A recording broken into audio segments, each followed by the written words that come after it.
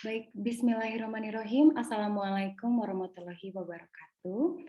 Selamat siang kepada para hadirin yang telah hadir tergabung bersama kami di link Zoom secara daring pada acara siang hari ini. Saya ingin menyapa terlebih dahulu kepada rekan-rekan dari mahasiswa-mahasiswi Unikom, rekan-rekan IPRC, dan juga rekan-rekan dari umum yang telah tergabung secara daring bersama kami di acara siang hari ini. Puji dan syukur kepada Tuhan Yang Maha Esa karena atas rahmat dan hidayatnya kita dapat berkumpul secara sehat pada siang hari ini dan menyelenggarakan acara ini. Mungkin sebelumnya saya akan memperkenalkan diri terlebih dahulu. Nama saya Mutia Kartika Andalus dan saya akan menjadi MC pada acara siang hari ini yang berjudul Big Data sebagai Alternatif Riset Opini Publik, yang merupakan hasil kolaborasi antara Indonesia Politik Research and Consultant atau IPRC dan Unikom sebagai wadah diskusi untuk seluruh kalangan dalam membahas terkait dengan Big Data dan alternatif riset opini publik. Mungkin sebelumnya kita akan menyapa terlebih dahulu kepada para pengisi acara kita pada siang hari ini. Saya akan menyapa terlebih dahulu kepada Bapak Moderator, yaitu Pak Teddy Nurzaman, sudah tergabung bersama kami ya Pak ya?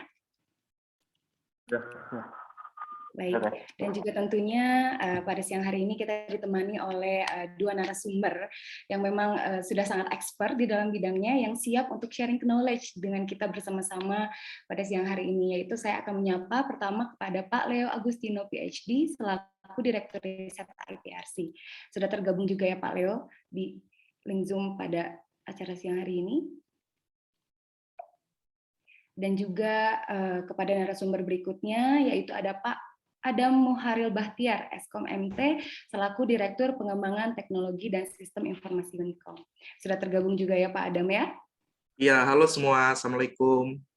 Waalaikumsalam. Sebelumnya saya ingin mengucapkan terima kasih juga kepada para pengisi acara yang sudah tergabung bersama kami di sini dan siap untuk berdiskusi dan juga sharing knowledge bersama-sama dengan kita di sini. Seperti yang kita tahu, memasuki era digital, penggunaan dari big data menjadi tidak terelakkan dibutuhkan untuk industri atau kegiatan yang tak terkecuali yaitu kegiatan survei opini publik. Dilansir dapat membantu analisis data secara maksimal dan menyeluruh. Efektivitas dari big data ini memiliki beberapa keunggulan seperti kecepatan, keberagaman, dan juga banyaknya data yang tersimpan. Namun di sisi lain juga tentunya di antara keunggulan-keunggulan ini ada juga kelemahan-kelemahan yang mungkin mencuat pertanyaan bahwa masih relevankah Big Data menjadi alternatif bagi riset opini publik. Dan topik ini juga menjadi menarik untuk kita simak dan juga diskusikan pada siang hari ini. Dan para peserta yang telah tergabung juga diharapkan untuk lebih aktif pada saat sesi diskusi dimulai. Mungkin tanpa berlama-lama, acara ini akan saya serahkan kepada moderator, yaitu Pak Teddy Nurzaman, yang akan memandu jalannya diskusi pada siang hari ini. Untuk waktu dan tempat, dipersilahkan kepada Pak Teddy Nurzaman. Ya, terima kasih kepada Mutia yang sudah membuka kegiatan webinar hari ini. Assalamualaikum warahmatullahi wabarakatuh. Waalaikumsalam. Saya Reddy dari IPRC. Jadi kegiatan ini merupakan hasil daripada kolaborasi antara IPRC dengan Universitas Unikom, mana kita juga sudah hadir Pak Andreas, di mana tentu beliau Assalamualaikum, selamat siang. Selamat siang Pak Andreas. Selamat siang.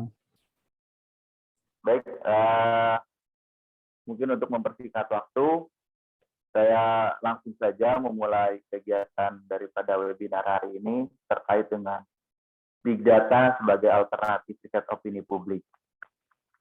Belakangan Big Data ini menjadi banyak diperbincangkan, khususnya ketika pada beberapa waktu lalu Pak LBP menyatakan bahwa terkait dengan isu penundaan pemilu ini menyatakan bahwa terdapat 110 juta pengguna media sosial di Indonesia yang setuju akan penundaan pemilu. Nah, hal ini menjadi menarik untuk kita diskusikan. Apakah sebetulnya Big Data ini bisa menjadi alternatif daripada survei opini publik yang biasanya kita atau biasanya lembaga-lembaga penelitian itu lakukan seperti itu untuk menangkap apa-apa saja yang menjadi kemauan daripada publik kita. Oke, pertama mungkin saya akan ke Pak Adam, di mana beliau ini merupakan Direktur Pengembangan Informasi dan Teknologi di Unicom ya Pak ya? Iya, betul Pak. Ya. Baik Pak, tanpa berlama-lama mungkin saya berikan kesempatan untuk waktu dan tempatnya, mangga. Ya. Terima kasih Pak Teddy, Mbak Mutia, dan Pak Leo. Izin lebih dulu presentasi ya. Saya izin share screen, boleh? Oke, terima kasih.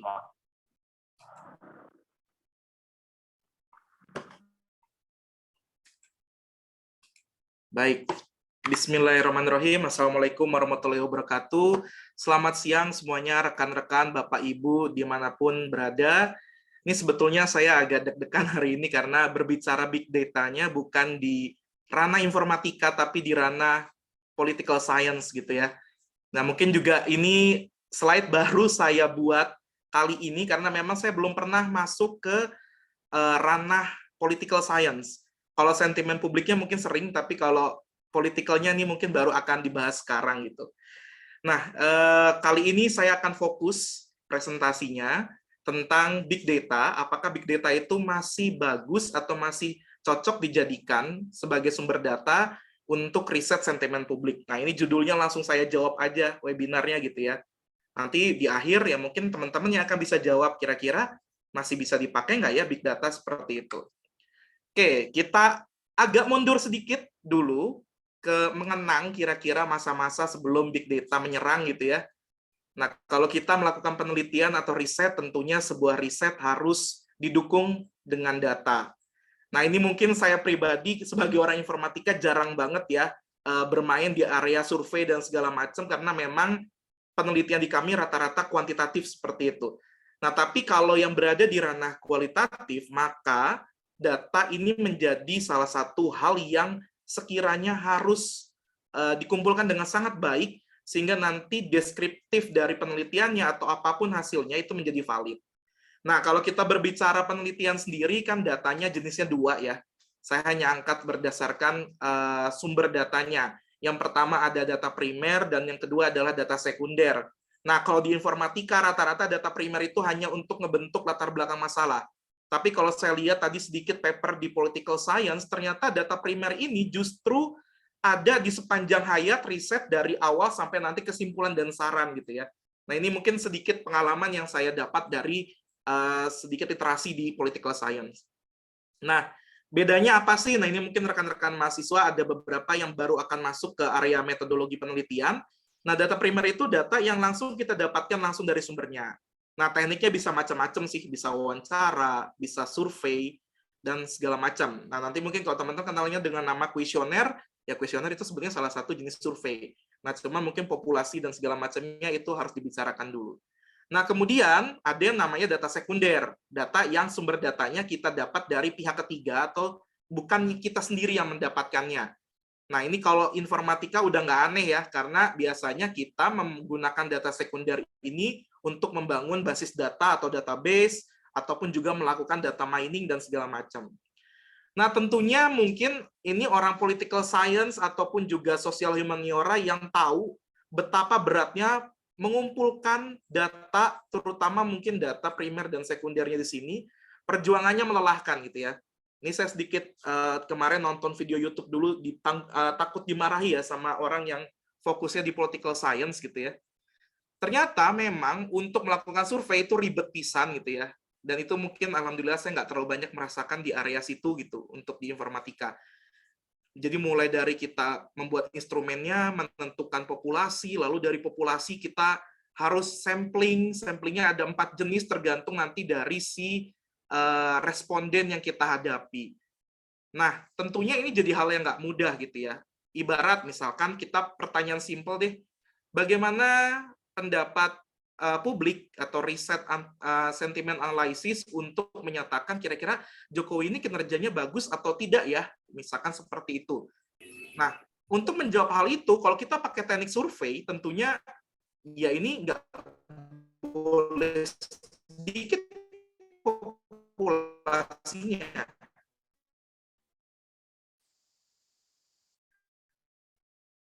Dan populasinya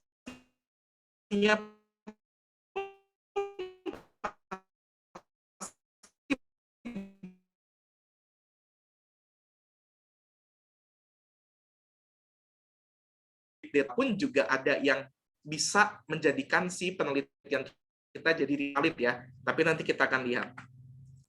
Nah, tentunya karena konsep inilah yang menyebabkan pengumpulan data itu menjadi mahal, dan tentunya secara waktu pun tentunya nggak pendek ya.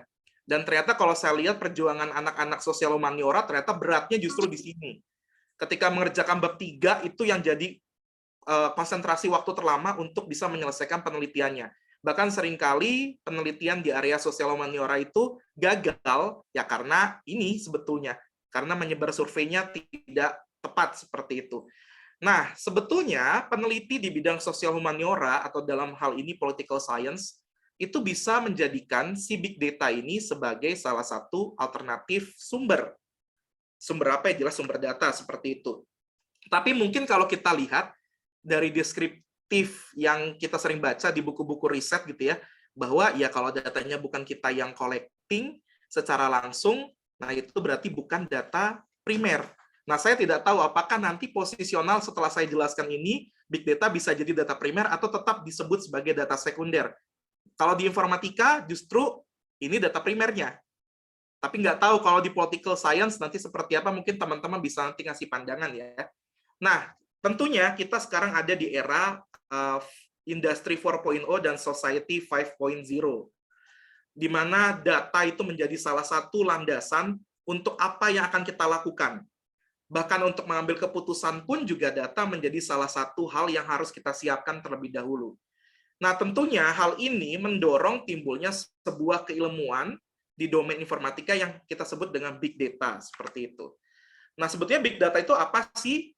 Sebetulnya big data itu sudah ada sebelum si term atau istilahnya muncul ya.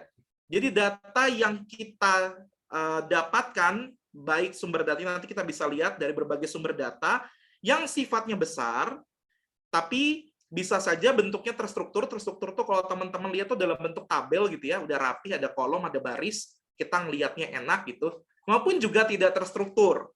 Misalkan kayak artikel di blog, ataupun juga suatu paragraf yang ada di buku, nah itu kan sebetulnya data juga, tapi belum terstruktur. Nah, tentunya hal ini menimbulkan butuhnya ada keilmuan khusus untuk memanajemen data dan pengetahuan. Nah, big data sendiri itu sebetulnya punya 4 karakteristik. Yang pertama, volume. Volumenya itu besar banget. Artinya data yang kita dapatkan ini itu bukan lagi jumlahnya hanya ribuan, tapi bisa sudah ratus jutaan, seperti itu. Bahkan mungkin kalau sekarang hard disk kita itu masih terabyte, nah sebetulnya kalau kita bicara big data sendiri sebetulnya sudah bukan lagi terabyte saja, tapi sudah petabyte, seperti itu. Nah, apa itu petabyte ya? Sekarang mungkin belum familiar ya, karena mungkin hard disk itu juga ukurannya belum sampai segitu, atau SSD ukurannya belum sampai segitu. Kemudian variety-nya. Variety-nya luas. Nanti kenapa sih bisa variety-nya luas banget ya? Karena sumber datanya pun juga luas banget. Kita bisa dapat dari sosial media, IoT, survei, dan segala macam itu kita bisa satukan dalam bentuk big data. Lalu velocity. Velocity di sini lebih ke arah aliran dari jumlah pertambahan datanya. Mungkin kalau kita mengerjakan pakai survei, survei itu perkembangan data atau laju pertumbuhan datanya lambat ya. Satu hari misalkan hanya 5 orang atau 6 orang kuat untuk kita survei, atau mungkin hanya sekelompok tertentu yang kita bisa survei. Nah, kalau kita bicara big data, itu kecepatan untuk bisa pertumbuhan datanya itu lebih cepat lagi, seperti itu. Dan veracity di sini bentuknya tadi itu bisa bermacam-macam, sehingga nanti kita juga butuh teknik tersendiri untuk bisa mengolah si big data ini. Nah, ini tadi saya sebutkan, ada beberapa sumber data yang menyebabkan tingkat pertumbuhan data itu sangat melonjak jauh. Jadi kalau teman-teman lihat di sini dari tahun 2005 sampai 2010 itu tingkat pertumbuhan datanya masih eksponen. Jadi masih dalam pertambahan gitu ya. Jadi nambahnya nggak besar-besar seperti itu. Tapi semenjak 2010 sampai 2015, ini kita nggak bahas lagi sampai 2022 ya, itu melonjak jauh gitu secara, kalau yang tadi polinomial, kalau ini eksponensial. Jadi kita udah tahu lah ya kata polinomial dan eksponensial berkat COVID gitu ya. Tingkat pertumbuhan COVID itu eksponensial atau polinomial, nah itu teman-teman udah kegambar lah. Nah ini meningkatnya sudah eksponensial, artinya kita sudah tidak bisa mengukur lagi secara tingkat pertambahan, tapi sudah perkalian di sini. Dan kalau teman-teman lihat di sini, apa sih yang menyebabkan data ini menjadi bengkak gitu? Yang pertama IoT. Kalau teman-teman lihat sekarang di jalan raya, itu kalau ada lampu merah itu kan difotoin ya. Ada sensor untuk foto dan untuk kecepatan seperti itu. Nah itu bayangkan dia mengambil gambar itu 1 detiknya dia ngambil berapa gambar, atau dalam 1 hari dia ngambil berapa gambar, lalu ada berapa titik di Kota Bandung yang memanfaatkan sensor seperti itu. Itu baru Kota Bandung, belum Jakarta, belum yang lain. Nanti semakin banyak sensor, ya tentunya makin banyak lagi datanya. Dan ibaratnya teman-teman nih foto pakai handphone, 1 gambar itu 4 mega sekarang. Coba kebayang itu kameranya yang dipakai kan nggak mungkin cuma kamera handphone ya, pasti kamera khusus karena untuk nangkep range yang luas seperti itu. Nah berarti ukuran gambarannya pun juga besar. Lalu sosial media, siapa yang nggak tahu? Sekarang kita mau komunikasi aja, bukannya datang ke rumah orang lain bertamu, sekarang orang lebih baik bertamu lewat sosial media gitu. Bahkan berantem, temenan, yaitu bisa di sosial media doang gitu ya. Memutuskan pertemanan bisa lewat sosial media seperti itu. Nanti kita akan melihat konsep yang warna biru ini karena memang konsentrasi kita di sini. Oke, saya lanjutkan saja. Nah, tentunya pertanyaan kita kali ini, oke, big data bisa jadi sumber data, tapi gimana caranya ya? Terutama kalau yang risetnya tentang sentimen publik. Soalnya saya selama ini kebayangnya kalau sentimen publik ya harus wawancara ataupun juga survei langsung ke respondennya untuk tahu, oh ya gue nggak suka dan gue suka seperti itu. Nah, kita lihat di sini bahwa yang akan saya highlight di presentasi kali ini hanya media sosial. Bagaimana media sosial ini nanti bisa dijadikan sumber data? Ya tentunya kalau kita lihat sekarang, sosial media itu fungsinya banyak banget. Bisa untuk sekedar kita membagikan aktivitas kita sehari-hari, atau bahkan sampai mengomentari pejabat publik. Sudah nggak aneh lagi kalau teman-teman buka Twitter, lalu tiba-tiba trending gitu ya, turunkan Jokowi. Masih ingat ada trending topik itu di Twitter ketika kita membahas Omnibus Law? Nah, itu saya sampai klik, gila ini ngapain ya turunkan Jokowi? Padahal mungkin secara ilmu politikal itu secara undang-undang berarti sudah bisa dianggap makar kali ya. Karena sudah menyebut nama orang gitu dan seterusnya gitu untuk bisa nurunin presiden. Saya nggak tahu apakah itu dihitungnya makar atau tidak gitu. Tapi ternyata itu jadi trending topik. Kebayang kalau presiden kita masih Presiden Soeharto, kayaknya habis orang-orang yang komentar turunkan Jokowi seperti itu. Atau turunkan Pak Harto misalkan seperti itu, kayaknya langsung hilang. Bukan hanya Twitternya di blok atau misalkan jadi hilang ya akunnya ya, tapi bisa aja nyawanya juga ikut hilang seperti itu. Itu bercandaan Orde Baru. Kebetulan saya adalah anak Orde Baru seperti itu. Nah, di saat ini dari seluruh sosial media yang ada, itu memang Twitter jadi salah satu media sosial yang paling ramah, terutama untuk kebutuhan riset. Kenapa saya tandai hanya Twitter? Karena memang untuk Facebook dan Instagram itu datanya sulit untuk kita dapatkan secara masif. Saya tandai dengan tanda masif. Tentunya kalau kita pengen bilang sentimen publik, populasinya nggak mungkin sedikit kan, pasti masif gitu ya. Nah, Twitter itu satu-satunya yang supporting kepada para researcher. Bahkan Twitter menyediakan sarana gratis untuk para researcher data, untuk bisa dapetin data dari Twitter secara gratis. Tentunya ada batasannya, tapi batasannya itu besar banget lah. Untuk riset political science itu sudah lebih dari cukup seperti itu. Nah, kenapa sih kita pakai sosial media gitu, bukan pakai yang lain dulu gitu? Ya kita bicara dulu dari populasinya. Tentunya kan yang bikin seksi untuk political science itu biasanya berapa sih populasinya gitu. Nah, sekarang kita bayangkan di Indonesia saja untuk pengguna aktif sosial medianya itu sekitar 160 juta. Dari mana ada orang yang bisa survei 160 juta dalam waktu cepat gitu ya? Itu kan pasti akan spending time dan spending money. Terutama kalau kita bicaranya area dosen. Nah, dosen itu paling dana penelitiannya tuh berapa juta sih? Untuk bisa survei 160 juta, itu gimana caranya? Apalagi mahasiswa. mahasiswa yang dana skripsinya pun juga mungkin mepet banget gitu ya, yang cuma hitungan ratusan ribu, itu pun juga buat ngeprint dokumen ataupun juga ngeprint slide buat nanti ketika presentasi sidang dan seminar gitu ya. Boro-boro gitu mau bayar untuk bisa spreading survei seperti itu. Pak, kan ada online. Oke, pakai Google Form online, berapa banyak sih orang yang mau menghiraukan link invitation untuk mengisi survei? Jarang banget ya. Mungkin di grup teman-teman nggak sering tuh, tolong bantu isi ya surveinya gitu. Siapa sih yang ngisi? Paling dari satu grup itu hanya sepertiganya juga udah syukur gitu ya. Nah, ini 160, kita udah bisa lihat populasinya besar banget di sini. Lalu kita lihat, kenapa Twitter? Tentunya kalau kita bicara, tentunya Twitter bukan menjadi platform paling besar usernya, tapi tadi yang saya bilang, Facebook dan Instagram itu rada pelit, terutama semenjak mereka kecurian data. Mereka jadi pelit banget di sana. Ini langsung saya rasakan, karena memang saya risetnya di area sini gitu, ketika getting data dari Facebook dan Instagram, itu kita harus bayarnya mahal pisan. Nah, ini tentunya jadi nggak alternatif yang baik ya. Nah, Twitter, di saat yang lain pelit, dia jadi baik. Nah, ternyata kalau kita lihat penggunanya 56% itu Twitter. Jadi kita masih dapat populasi yang jumlahnya besar banget gitu ya. Dan kalau kita bicara sosial media, ya semuanya populasi gitu. Kamu dapat Twitter, ya itu udah populasi kita gitu. Seperti itu, dapat tweetnya itu populasi kita. Nggak perlu kita sampling lagi. Nanti mungkin lebih ke arah kita memvalidasi saja seperti itu. Nah, contoh di sini, saya langsung main studi kasus aja deh, dibanding kita berlama-lama menjelaskan apa itu big data, gimana cara ngambilnya. Saya ambil sebuah studi kasus. Siapa yang nggak kenal orang ini? Ini salah satu presiden kita, RI, yaitu Pak Joko Widodo, atau kita kenal dengan Pak Jokowi. Saya memberikan sebuah research question sederhana, karena ini kan studi kasus di webinar ya, saya nggak serius banget lah.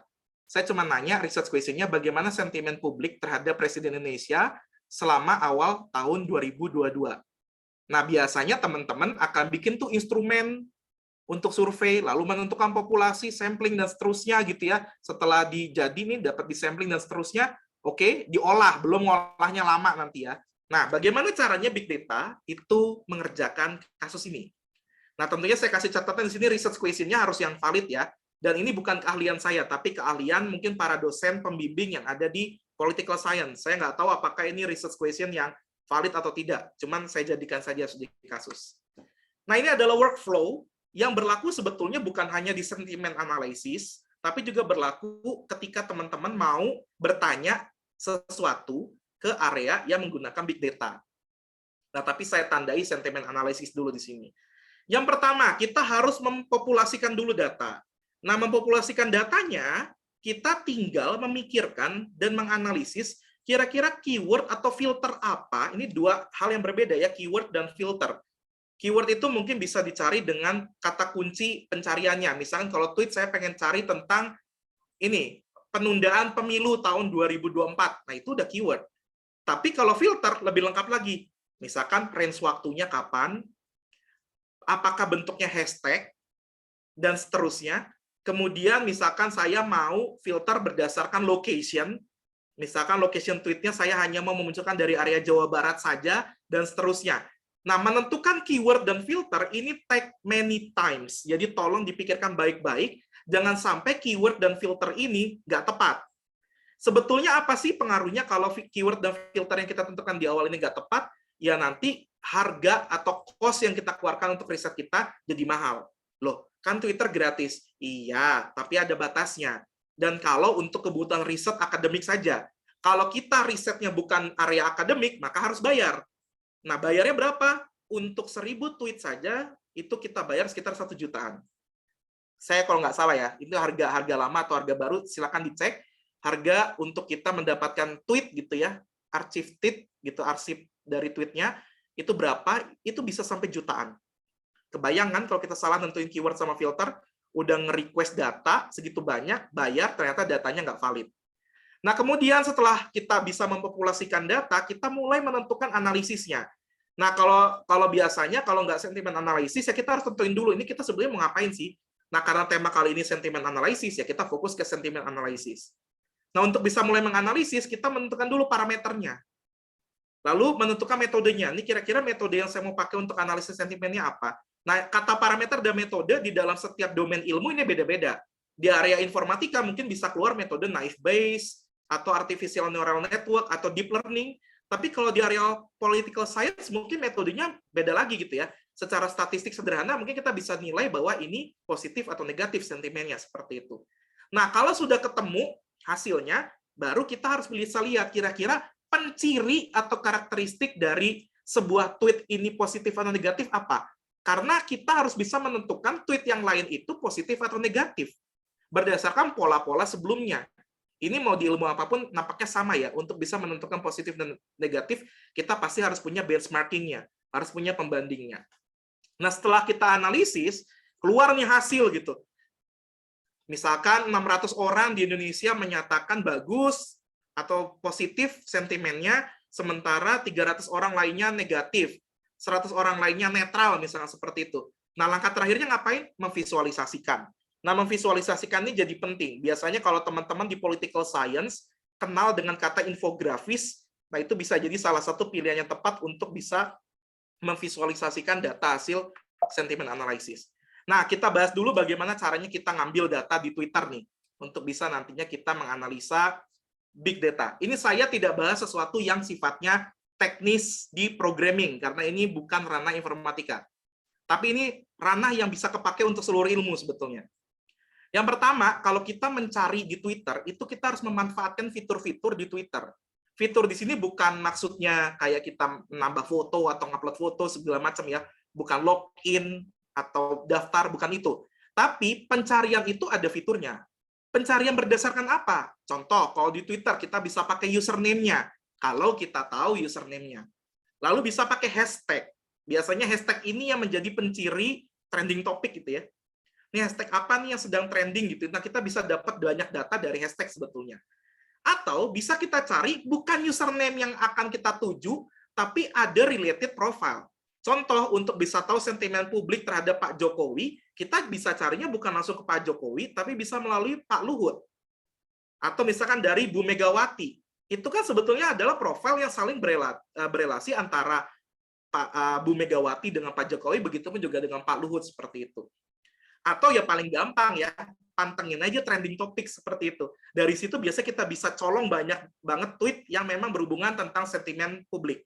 Nah, tapi siapa sih yang bisa kita kita andalkan untuk bisa mengambil data harus mantengin 24 jam trending topik? Nah, nanti kita akan lihat caranya gimana.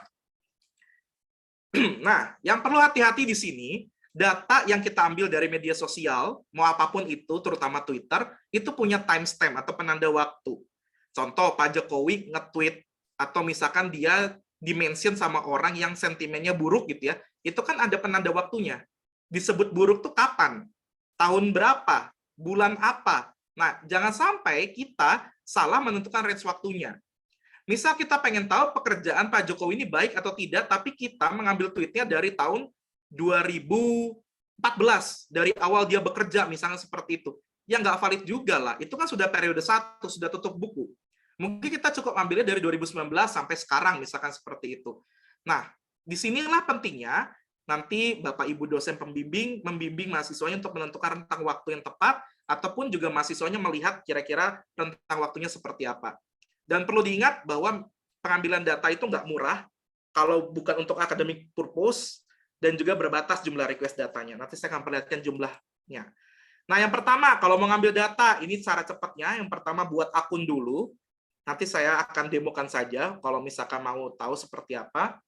Kemudian tentukan rentang waktu dan hal yang mau dianalisis. Ini yang jadi penting kalau di ilmu politik. Jangan sampai terlalu luas rentang waktunya. Dan kalau bisa rentang waktunya justru bukan ngambil historical, tapi kita kalau sudah punya rencana nih mau menilai yang 2024, kita sudah mulai ambil dari sekarang gitu.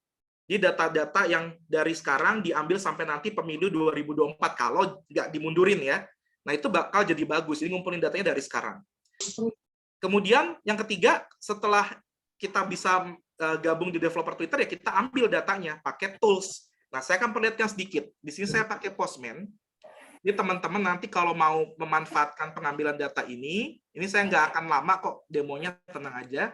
Teman-teman daftar dulu di sini. Jadi ada developer portal namanya, alamatnya yang tadi, nanti saya bagikan slide-nya. Lalu teman-teman daftar. Nah, Ini bisa dimatiin.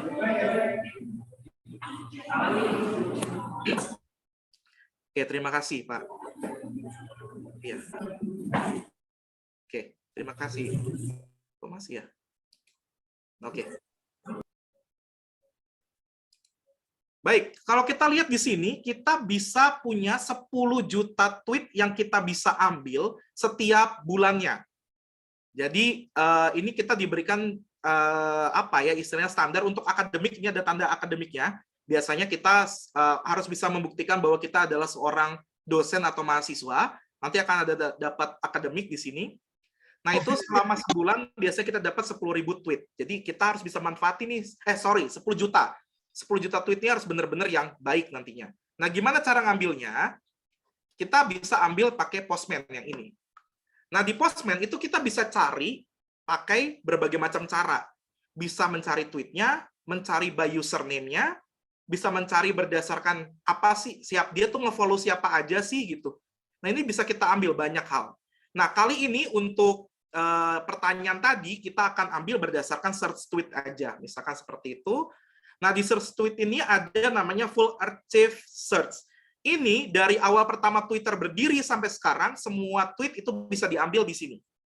Nah, di sini teman-teman lihat, yang diminta itu hanya 4 yang penting. Pertama, query. Query itu kita mau cari apa sih?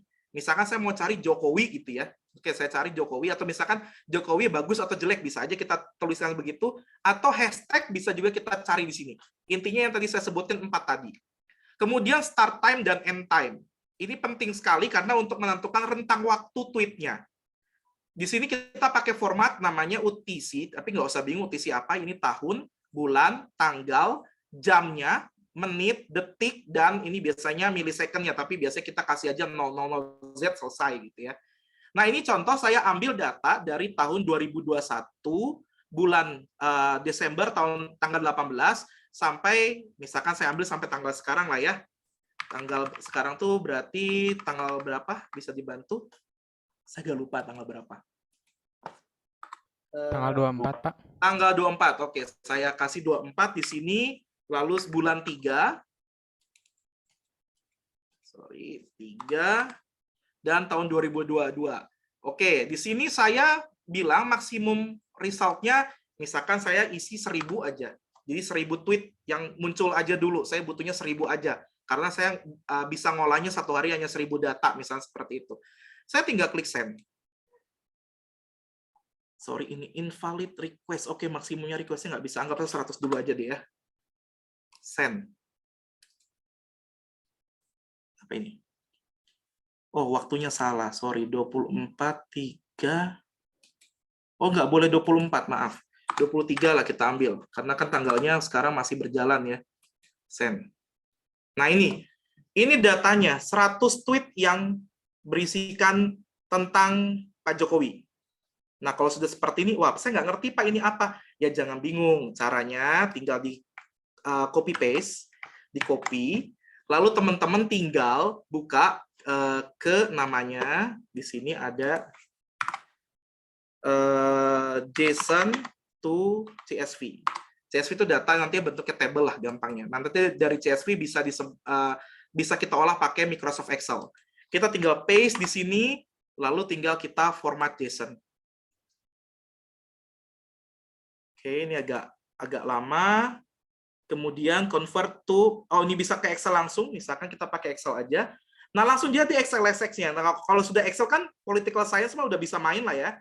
Jadi nggak harus pakai ngoding-ngoding kayak gitu. Selesai. Nah, ini hasil di Excel-nya. Jadi teman-teman bisa ngolah langsung di Excel-nya. Nggak usah kemana-mana, stay at your computer, langsung beres. Nah, ini ada ID-nya. ID itu biasanya orang yang men-tweet-nya. Kita nggak perlu tahu siapa kan sebetulnya. Kemudian ada teksnya isinya apa, di sini ada. Nah, ini udah dapat semua. 100 tweet. Kalau nanti teman-teman mau 1000, boleh aja gitu ya. Nanti bisa dicoba seperti itu. Nah, dari sini teman-teman ya akan berikan label gitu ya. Nah, kalau di political science saya kurang tahu deh caranya gimana. Tapi kalau di informatika biasanya kita pakai otomasi, pakai algoritma gitu ya. Untuk menentukan dia tuh sentimennya positif atau negatif. Biasanya positif itu 1, negatif itu 0 ditandainya. Nah, kalau mungkin teman-teman di political science ya mungkin diolah manual gitu ya. Misalkan, saya nggak tahu nih caranya gimana. Oh, contoh misalnya gawat, Persatuan Aktivis 98 ancam demo besar-besaran. Ntar saya digedekan dulu deh. Saya perbesar dulu. Nah, ini nasib Jokowi bakal sama dengan Soeharto. Ini misalkan negatif, berarti diisinya tadi 0 sentimennya. Karena negatif. Dan seterusnya. Nah, udah dapat kan? Kita nggak usah pusing-pusing lagi gitu, mengunjungi yang lain-lain. Itu caranya. Nah, nanti kalau mau ngobrol, bolehlah nanti ngobrol lagi dengan saya. Saya mungkin bisa tunjukkan gimana cara daftar sampai nanti bisa pakai Postman ini. Itu boleh, tapi nggak di kesempatan hari ini ya, karena agak panjang caranya. Oke, itu demonya tadi. Nah, nanti kalau teman-teman sudah dapat, contoh ini satu tweet. Yang pertama teman-teman lakukan biasanya langsung sampling ya. Kalau pakai survei, sampling. Nah, kalau sekarang bukan sampling. Samplingnya tuh bukan milih kayak macam ini teknik samplingnya apa, tapi lebih kepada memvalidasi. Ini akunnya akun valid atau tidak. Jangan-jangan ini cuma akun buzzer yang di-create hanya untuk kebutuhan sebentar aja lalu nanti hilang. Nah, ciri akun valid itu ada. Nanti kalau teman-teman riset lebih lanjut di Twitter, itu ciri akun valid itu apa aja, itu bisa dilihat. Kemudian hashtag. Hashtag ini bisa jadi keyword dan filter yang penting. Mungkin teman-teman carinya Jokowi, tapi nanti ada hashtagnya. Nah, teman-teman bisa telusuri tweet yang lain berdasarkan hashtag. Dan itu bisa didapat melalui yang Postman tadi ini gitu. Search by hashtag itu bisa. Kemudian kita juga bisa melihat kira-kira komentar atau retweet di sini. Komentar itu kan bisa melihat kira-kira orang itu banyak mendukung orang yang benci ini atau enggak. Nah, itu bisa lihat ya, relasinya seperti apa. Lalu kalau retweet dan mention, itu juga bisa jadi penanda kepopuleran dari si tweet ini. Ini tweet yang kira-kira banyak atau populer atau tidak. Semakin populer tentunya makin valid ya. Belum tentu juga sih, tapi memang lebih valid seperti itu. Nah, kemudian terkadang kita bisa melihat juga nih karakteristiknya. Ini orang nge-retweet atau istilahnya mention nih. Mention itu berarti dia bisa kasih sedikit komentar gitu ya. Nah, yang lucunya terkadang orang yang benci atau orang yang punya sentimen negatif itu biasanya nggak mau retweet, tapi dia biasanya mention. Jokowi bodoh gitu misalkan. Ini bukan saya yang ngomong ya, ini cuma contoh aja. Jokowi bodoh, itu biasanya dia mention. Tapi kalau yang supporting terhadap Pak Jokowi, biasanya dia nge-retweet.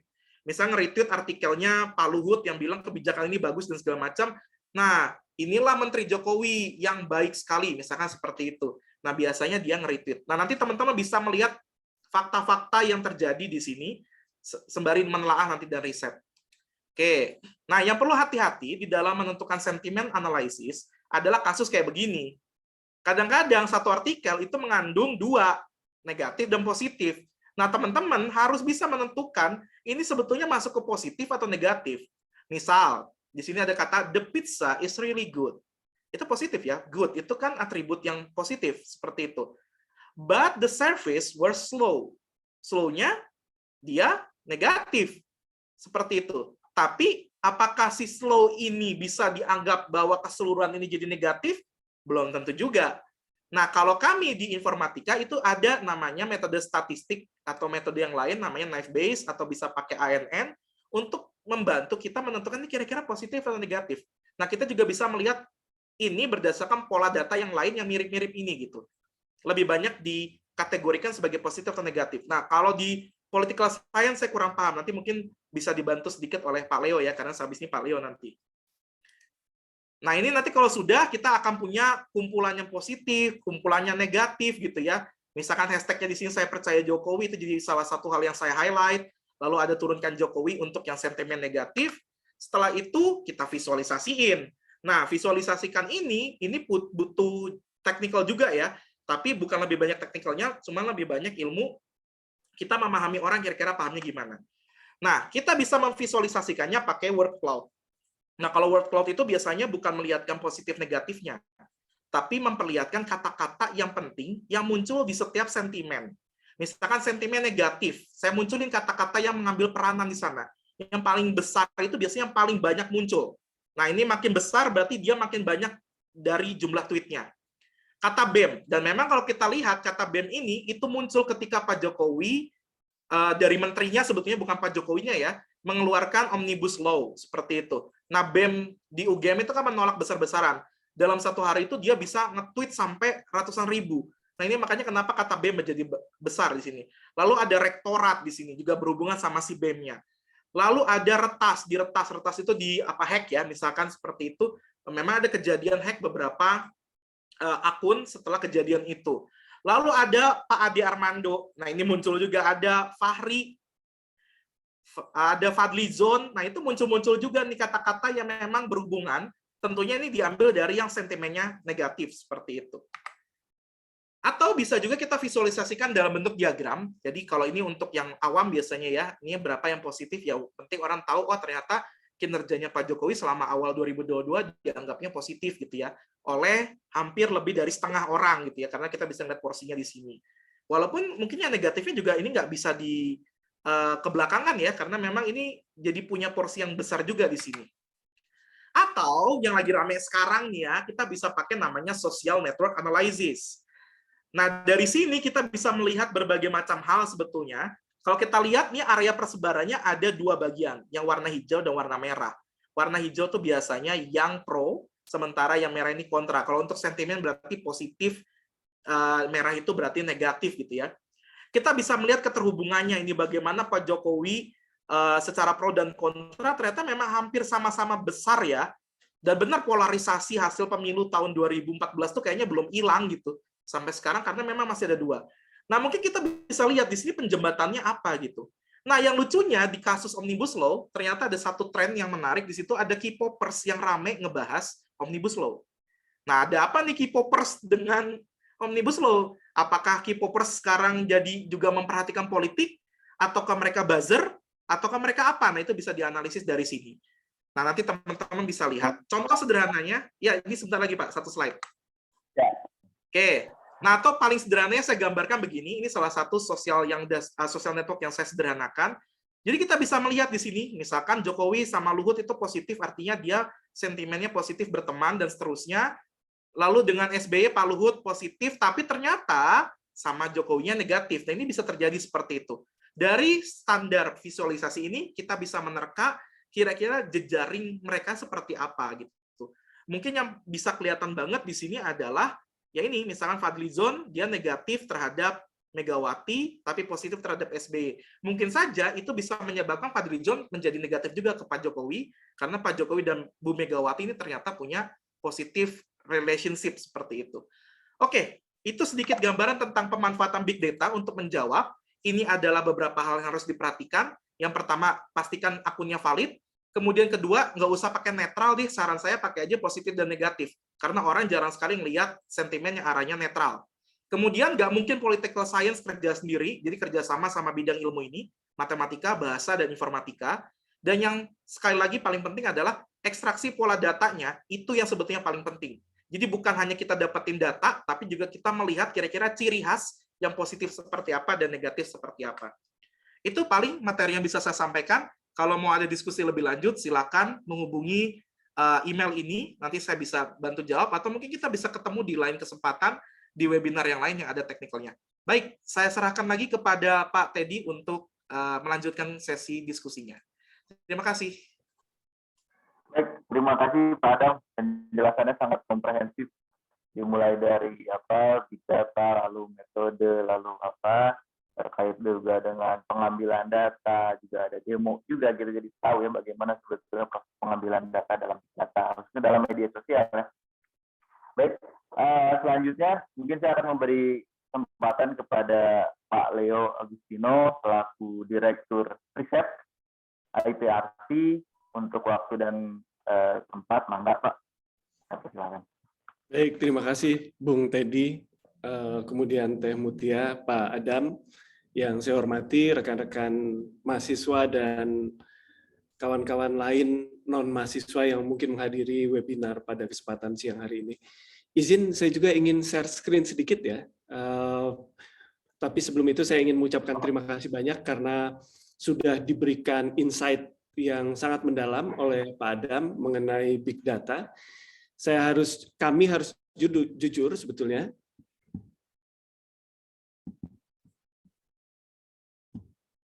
Oke, kami harus jujur sebetulnya bahwa di IPRC itu kami belum memanfaatkan begitu dalam ya big data ini, karena kecenderungan kami adalah melakukan survei yang konvensional. Survei yang konvensional sebetulnya adalah survei yang seperti Pak Adam sampaikan, bahwa kami membutuhkan waktu yang panjang, biaya yang besar, dan sumber daya yang tidak sedikit. Hanya sebagai ilustrasi bagi kawan-kawan sekalian, karena yang hadir di ruang ini tentu bukan hanya mahasiswa dari ilmu politik, pemerintahan, HI, tetapi juga kawan-kawan mungkin dari informatika dan lain sebagainya. Bagaimana sih kawan-kawan di ilmu sosial melakukan penelitian riset terkait dengan survei opini publik? Biasanya kami membagi ke dalam 3 tahap. Tahap pertama itu adalah tahap konstruksi, kemudian tahap kedua adalah tahap lapangan, dan yang ketiga adalah tahap analisis. Yang paling penting dari itu semua adalah tahap konstruksinya sebetulnya. Bagaimana kemudian kita menentukan sampel dari populasi yang tepat. Tadi Pak Adam juga sudah menyatakan bagaimana sih bisa membuat sebuah survei dengan tingkat presisi yang hampir mirip sama dengan keputusan KPU misalkan. Padahal sampel yang dikutip hanya 1.200. Padahal jumlah pemilih di Indonesia itu ada sekitar 180 juta. Angkanya jauh sekali antara 180 juta dengan 1.200. Tetapi bagaimana polster-polster termasuk kami IPRC itu bisa mendapatkan hasil yang mirip sama dengan KPU misalkan. Nah, ini yang ada di tahap konstruksi. Karena tahap konstruksi itu kita harus bisa mengontrol bahwa sampel yang kemudian kita kutip harus merepresentasikan apa yang kemudian ada di lapangan. Jadi ketika kita melakukan survei misalkan, untuk konteks demografi saja, perempuan dan laki-laki, kita ilustrasikan misalkan persentase perempuan di Indonesia 45% misalkan, kemudian laki-lakinya 55%. Tetapi ketika kita coba di tahap konstruksi, angka perempuan itu jauh dari representasi yang ada.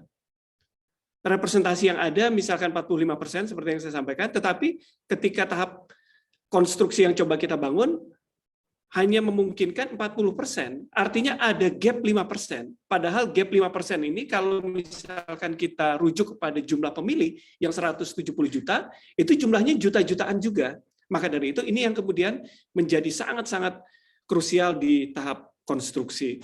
Nah, yang kedua selain tahap konstruksi yang perlu diperhatikan mengenai demografi, yakni tentang validitas pertanyaan-pertanyaan. Ini juga menjadi hal yang krusial di ilmu sosial karena boleh jadi pertanyaan-pertanyaan yang kemudian kita buat, pertanyaan-pertanyaan yang kemudian kita coba tanyakan kepada publik adalah pertanyaan-pertanyaan yang menggiring. Nah, kalau misalkan pertanyaan-pertanyaannya sudah pertanyaan-pertanyaan menggiring, maka jawabannya menjadi tidak netral. Jawabannya menjadi tidak objektif lagi. Kenapa? Karena sudah ada subjektivitas dari lembaga penelitian tersebut. Sehingga boleh jadi temuan lapangan dengan hasil sesungguhnya itu boleh jadi menyimpang sangat-sangat besar. Ini tahap pertama yang saya kira juga menjadi persoalan karena untuk membuat kerangka sampel, kemudian membuat kerangka pertanyaan, ini membutuhkan waktu yang tidak sebentar. Betul sekali, seperti yang dikatakan Pak Adam, berbeda dengan kawan-kawan di informatika, saya lihat begitu luar biasa tadi ya, scraping dari berbagai macam, karena kami juga sebetulnya mengembangkan SNA, terutama untuk melihat sentimen negatif dan sentimen positif pada beberapa elit politik yang kemudian sedang kita teliti misalkan. Itu tahap pertama. Kemudian tahap kedua adalah tahap lapangan. Ini juga tidak murah dan kemudian tidak sebentar. Untuk satu penelitian Jawa Barat misalkan, kami biasanya menyediakan waktu sekitar 10 hari. Itu pun kalau misalkan tidak ada yang terlewat untuk dijawab. Biasanya kami menyediakan waktu 10 hari plus 3 hari, manakala nanti ada jawaban-jawaban dalam kuesioner itu kemudian tidak lengkap, maka kami minta enumerator. Enumerator ini orang-orang yang kemudian membantu untuk mengutip data di lapangan, untuk kembali lagi ke para responden-responden yang kurang mengisi jawaban-jawaban mereka. Ini juga perlu waktu. Bahkan kalau misalkan kita melihat landscape Jawa Barat, ada pegunungan, ada pesisiran gitu ya, kemudian ada perkotaan gitu ya, kemudian ada Priangan Barat, ada Priangan Timur, yang secara kultural itu berbeda-beda. Ini juga perlu kelihayan dari seorang enumerator. Kalau misalkan kita main ke Panturaan, ya ketika kita datang ke rumah responden, boleh jadi kita langsung tidak diterima karena dianggap bahwa kita mengganggu waktu mereka. Ini agak berbeda dengan kawan-kawan di pesisiran selatan yang ketika mereka kedatangan tamu, mereka biasanya akan menerima secara terbuka. Ini ada perbedaan-perbedaan kultur. Ini juga menjadi kendala sebetulnya untuk kita selaku Polster. Maka dari itu biasanya kami meminta para enumerator untuk mencoba sebanyak 3 kali. Sekali nggak berhasil, mereka diminta untuk mencari sesuai dengan kerangka sampel yang sudah kami sampaikan. Esok harinya mereka kembali lagi, sampai 3 kali tidak bisa, maka mereka diminta untuk mencari pengganti. Nah, cari pengganti juga ada metodenya. Apakah kemudian ke arah kiri atau ke arah kanan dari rumah asal, itu juga ada metode. Supaya apa? Supaya representasi keterwakilan dari responden itu bisa dipertanggungjawabkan secara akademik. Jadi kita tidak bisa kemudian memilih rumah yang ada di depan rumah yang menolak kita, atau kita tidak bisa memilih rumah di samping rumah yang kemudian yang menolak kita. Itu tidak bisa diterima secara akademik. Ada flow untuk kemudian memahami bagaimana kemudian kita memilih rumah-rumah berikutnya. Ini juga menjadi kendala. Belum lagi kalau misalkan perizinan nggak disetujui oleh Kesbangpol, ini kan biasanya begitu ya.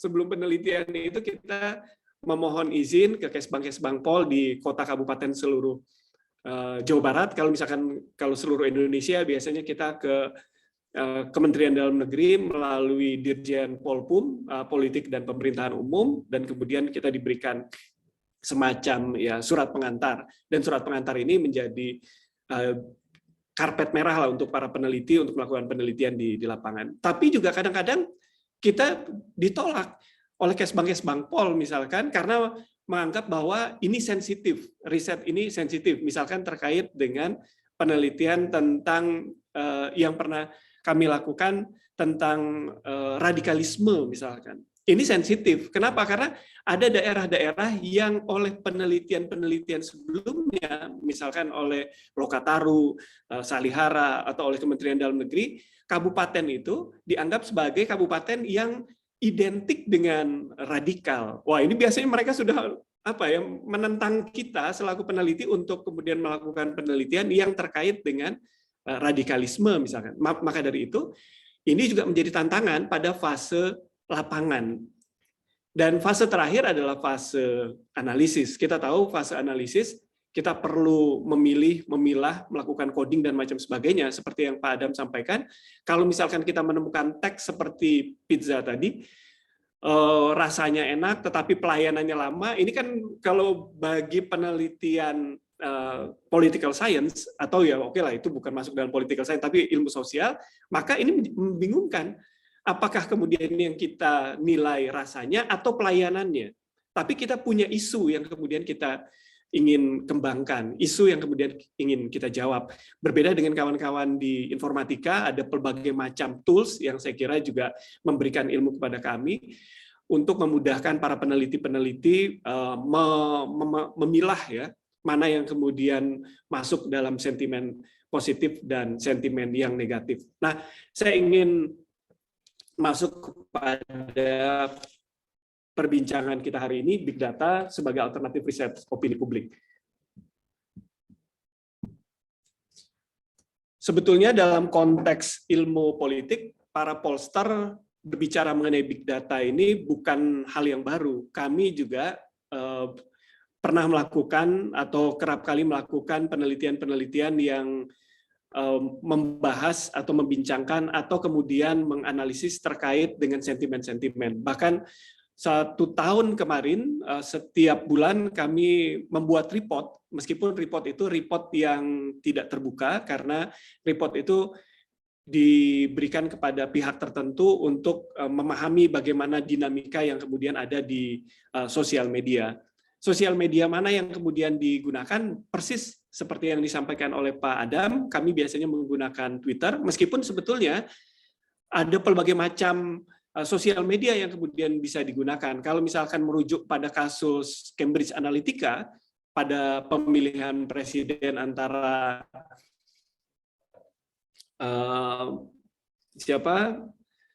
saya jadi terlupa, pemilihan presiden Amerika, bahkan Facebook gitu ya, kemudian Instagram, kemudian Twitter, kemudian macam-macam sebagainya, ini bisa digunakan dalam konteks ilmu politik. Tetapi kita kemudian kembali dikagetkan dengan big data ini ketika Pak Luhut menyatakan bahwa ada 110 juta perbincangan mengenai 110 juta perbincangan di dunia media sosial, dan 60% diantaranya adalah perbincangan mengenai penundaan, keinginan publik untuk menunda pemilu. Nah, ini yang kemudian memicu para pollster-pollster termasuk IPRC untuk kemudian kembali memikirkan bahwa memang ada metode, ada cara yang bisa kita gunakan untuk memahami opini-opini publik. Nah, yang menjadi persoalan adalah kemudian apakah data itu bisa diperlihatkan secara publik, diuji secara publik atau tidak. Karena menurut pandangan kami, kalau misalkan kita mau jujur-jujuran, sebetulnya selama ini yang kami lakukan hanya 3 hal sebetulnya untuk kemudian mempertanggungjawabkan secara akademik terkait dengan big data. Yang pertama, saya sepakat dengan Pak Adam tadi bahwa kita perlu kata kunci, karena kata kunci itu yang kemudian akan membawa kita kepada perbincangan besar di big data itu. Ada jutaan perbincangan, tapi kita tidak akan melihat satu persatu karena kita tidak punya banyak waktu. Maka dari itu ada kata-kata kunci yang kemudian kita pilih yang terkait dengan isu yang kemudian akan kita tangkap. Itu yang pertama. Kemudian yang kedua, biasanya kita juga menggunakan time frame. Kapan sih waktu yang kemudian tepat untuk menganalisis suatu isu tersebut? Karena ketika kita bicara mengenai penundaan pemilu, di Desember tahun 2021, penundaan pemilu belum menjadi perbincangan yang hangat sebetulnya, karena di Januari tahun 2022, kita bersepakat pemilu itu diselenggarakan pada 14 Februari tahun 2024. Artinya perbincangan mengenai penundaan tidak pernah tidak secara masif dibincangkan di dalam konteks secara terbuka seperti sekarang ini. Karena pada masa-masa itu kita sedang berasik masuk dengan pelaksanaan pemilu tahun 2024. Tetapi ketika masuk di bulan Februari, maka perbincangan itu menjadi semacam bola liar. Artinya apa? Artinya time frame menjadi penting. Kita tidak perlu ambil data itu mulai dari tahun 2019, atau kita tidak perlu mengambil data itu mulai tahun 2018, tetapi kita menggunakan time frame yang sesuai dengan isu, manakala isu itu berkembang.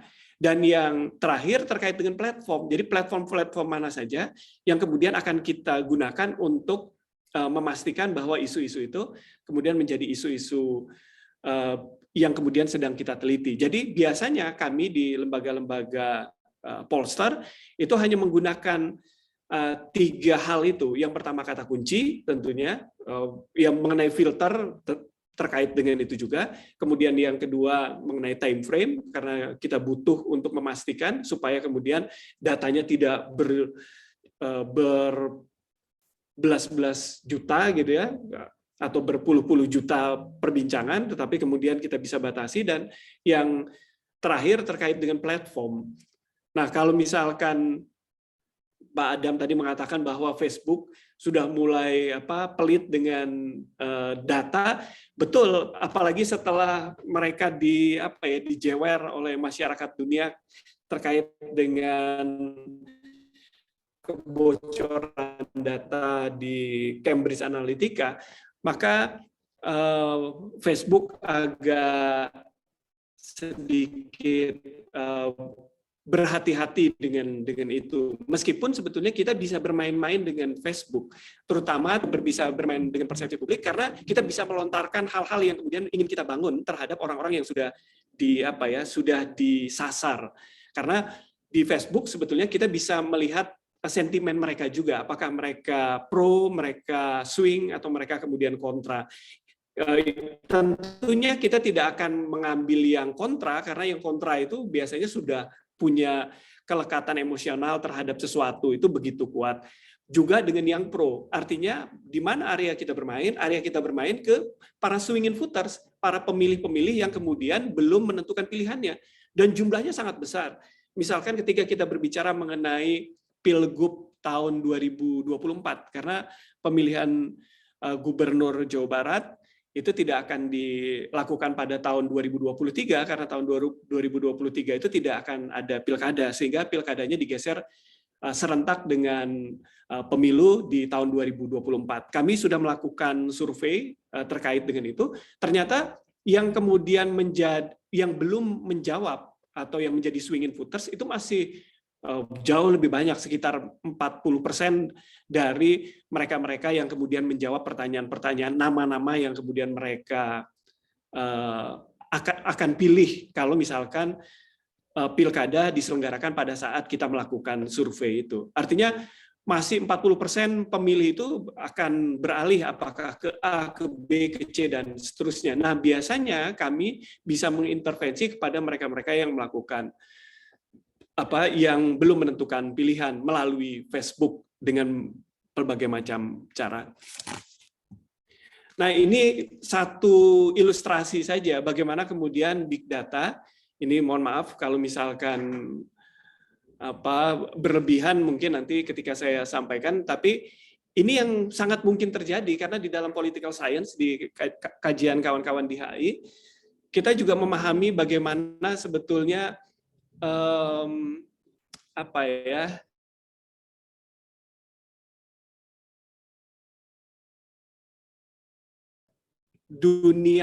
dunia ini sebetulnya sangat baik kepada siapapun pengendara online. Kita punya banyak pengendara-pengendara online di Indonesia, bahkan bukan hanya di Indonesia, di mancanegara. Dengan menggunakan big data sebetulnya kita bisa memahami bagaimana perilaku masyarakat di sebuah kota. Saya ambil contoh di Jakarta. Para pengendara-pengendara online pada pukul 6 sampai dengan pukul 7, atau bahkan mereka punya waktu yang precise nih. Pukul 6 sampai 6.15, 6.15 sampai 6.30, 6.30 sampai 6.35.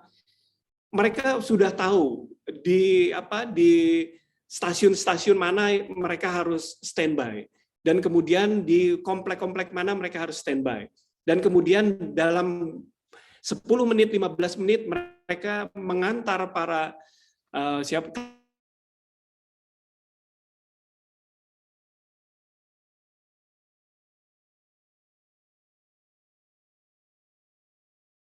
klien-klien mereka big data ini. Pukul 9 mungkin agak lebih slow sedikit, orang mungkin butuh sarapan menggunakan saya nggak boleh menyebutkan nama ya, pelayanan-pelayanan online gitu ya. Kemudian jam 10 juga mungkin begitu. Jam 11 sudah mulai lagi, jam 12 tinggi lagi. Nah, dari hal itu kita bisa menyimpulkan bahwa sebetulnya kebiasaan-kebiasaan kita detik per detik itu direkam oleh big data. Bahkan kalau misalkan kita menggunakan salah satu handphone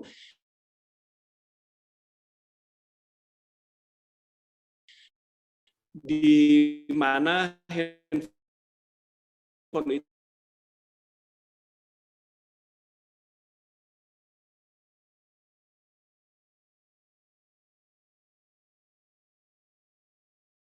link dengan dirinya berapa ya,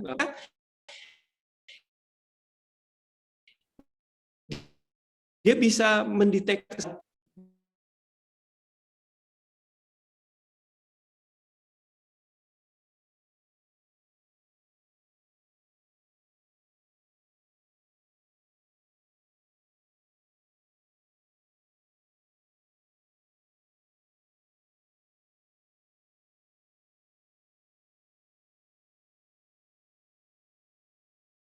tempat itu adalah tempat yang strategis, maka lawan bisa kemudian menentukan waktu di mana kemudian masyarakat pada saat itu sedang menjauhi area itu karena mengikuti tren yang kemudian dikutip di big data. Ini big data bisa dimanfaatkan dalam konteks yang begitu sebetulnya, termasuk juga dalam konteks politik yang lebih detail. Nah, ini saya akan mengambil salah satu contoh kasus Cambridge Analytica karena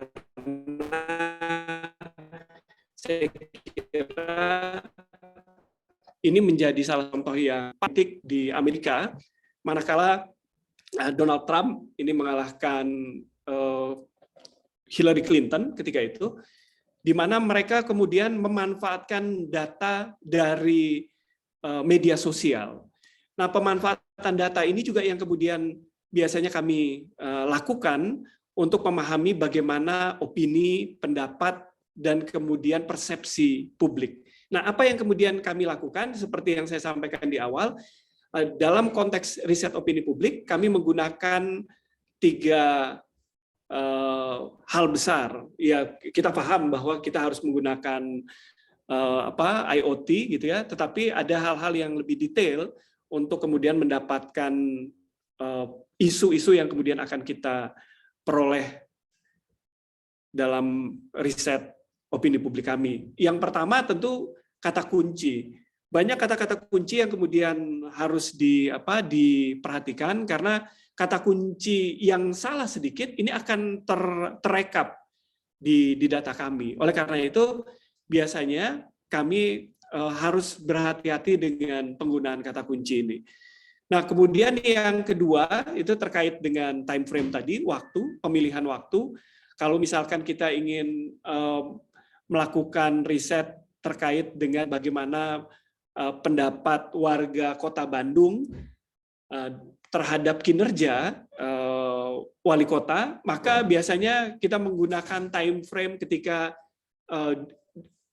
awal dia menjabat sampai dengan waktu yang kemudian kita tentukan. Nah, ini akan banyak sekali perbincangan tersebut dan platform. Sementara waktu kami masih memang menggunakan Twitter. Maka dari itu kami bersyukur sekali karena kami bisa bekerja sama dengan Universitas Komputer Indonesia, di mana kami difasilitasi oleh Pak Andre pada bulan Januari, seingat saya, untuk menandatangani MOU. Semoga ke depan Indonesian Politik Research and Consulting bisa bekerja sama untuk mendalami riset opini publik dengan menggunakan big data. Itu yang mungkin bisa saya sampaikan pada kesempatan siang hari ini. Saya berterima kasih kepada moderator. Saya tutup dengan mengucapkan hamdalah. Alhamdulillahirabbil alamin. Assalamualaikum warahmatullahi wabarakatuh. Waalaikumsalam warahmatullahi wabarakatuh. Terima kasih banyak Pak Leo atas paparannya. Baik, selanjutnya mungkin kita masuk ke sesi diskusi. Di termin 1 diskusi ini saya membuka 3 pertanyaan dari kawan-kawan. Mungkin ada yang mau bertanya mungkin?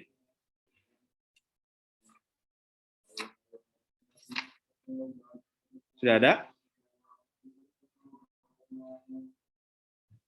Baik. Kalau misalkan tidak ada penanya, mungkin saya ada sedikit pertanyaan mungkin ya ke Pak Leo dan juga Pak Adam. Ini khususnya terkait dengan big data dalam menangkap opini publik. Kalau dalam metode survei gitu ya, yang biasa dilakukan itu satu orang memiliki satu pendapat atau satu suara seperti itu. Nah, apabila dalam big data yang basisnya tadi yang sudah dipaparkan oleh baik Pak Leo ataupun Pak Adam itu kan berbasis pada Twitter. di mana Twitter ini kan pengguna Twitter ini bisa melakukan tweet itu dalam satu hari itu lebih dari 1 kali. Nah, bagaimana dalam hal mungkin dalam riset survei konvensional kita bisa memastikan bahwa sekian penduduk yang misalkan menyatakan setuju atau tidak setuju terhadap penundaan pemilu. Lalu bagaimana dengan di Twitter, pengambilan data melalui Twitter? Karena kan ya tadi satu orang bisa melakukan 2 tweet dalam 1 hari atau bahkan lebih. Mungkin itu pertanyaannya. Saya jawab duluan boleh Pak Adam ya? Boleh, silakan Pak. Ya, karena ini sebetulnya ranah Pak Adam nih, bagaimana kemudian memilah data dari Twitter. Dalam konteks survei yang konvensional, kita selalu melarang para enumerator untuk diwawancara bersama-sama. Nah, kenapa dianjurkan untuk tidak melakukan wawancara bersama-sama? Karena biasanya kalau misalkan wawancara itu dilakukan berkelompok, maka akan ada orang yang dominan. Dan orang yang dominan ini belum tentu adalah orang yang kemudian menjadi responden kita. Misalkan ada saya selaku enumerator, kemudian ada Pak Adam selaku orang yang kemudian menjadi responden. Tapi juga di dekat Pak Adam itu ada Mutia dan ada Pak Teddy misalkan. Dan Pak Teddy itu dominan. Sehingga ketika saya mengajukan pertanyaan, sebelum dijawab oleh Pak Adam, Pak Teddy dulu yang menjawab. Maka jawaban Pak Adam itu akan terganggu oleh jawaban Pak Teddy, sehingga jawabannya bukan jawaban dia sebetulnya. Nah, ini menjadi filter bagi kami agar kemudian jawaban-jawaban itu adalah jawaban-jawaban sang responden, bukan jawaban-jawaban yang kemudian diinfiltrasi oleh orang lain. Misalkan satu contoh lain, kami melakukan penelitian ke sebuah pedesaan di Indramayu gitu ya. Sebetulnya yang menjadi responden itu sang ibu. Tapi kebetulan saat itu di rumah itu ada bapaknya karena bapaknya belum berangkat bekerja. Nah, ketika enumerator kami datang ke sana, enumerator kami itu mengatakan bahwa yang menjadi responden itu adalah sang ibu. Tapi karena ada bapaknya di sana, maka bapaknya mengganggu gitu. Sehingga jawabannya adalah jawaban-jawaban yang merepresentasikan jawaban bapak. Maka dari itu kalau misalkan memang hal itu terjadi, maka ada 2 kemungkinan. Kita batalkan dan kemudian kita mencari responden lain, atau kemudian kita datang ketika sang bapak itu tidak ada. Nah, ini adalah cara yang biasanya kami lakukan pada saat kami melakukan survei konvensional. Manakala yang Twitter mungkin nanti Pak Adam. Nuhun, Pak Teddy. Terima kasih Pak Leo. Mangga Pak Adam. Oke, saya coba share screen sebentar. Sebetulnya banyak cara mengakali hal seperti itu, Pak. Contoh kalau kita lihat di sini ada ID ya. ID di sini menggambarkan satu user dari Twitter. Tentunya kita semuanya dapat user unik. Artinya nggak akan ada 2 orang yang sama, yang valid, itu mendapatkan 2 ID yang berbeda seperti itu. Kecuali kalau dia mau bikin 10 akun, oke-oke aja ya. Nah, dari sini sebenarnya kita bisa memfilter. Kemudian kedua, kita juga nggak bisa bicara, Pak, bahwa satu responden itu hanya boleh sekali kalau dalam big data. Karena kalau contoh nih, misalnya saya mau melihat sentimen publik terhadap pelayanan Telkomsel misalkan. Bisa aja satu orang itu melakukan proses misalkan ke Grapari untuk menyelesaikan permasalahannya 10 kali. Orangnya sama. Tapi di 7 kali dia melakukan perbaikan misalnya entah apa, itu dia positif, tapi 3 lainnya negatif. Itu kita bisa anggap satu orang 10. Jadi 10 data yang dikumpulkan. Dan itu tidak dependent, itu independen. Kalau kita selalu memandangnya dependent terhadap si user ID-nya, ya jelas ini akan makin nyusut datanya. Tapi kan ini ada hal yang membuat mereka independen. Nah, itu harus ditanya dulu. Apakah setiap bentuk sentimen itu dependent atau independen? Dalam kasus penundaan pemilu mungkin jadinya dependent.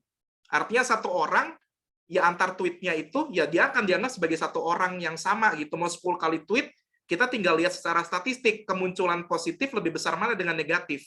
Kita bisa compare by statistik seperti itu. Tapi ketika ini jatuhnya ke bentuk pelayanan yang tadi saya bilang, itu independen.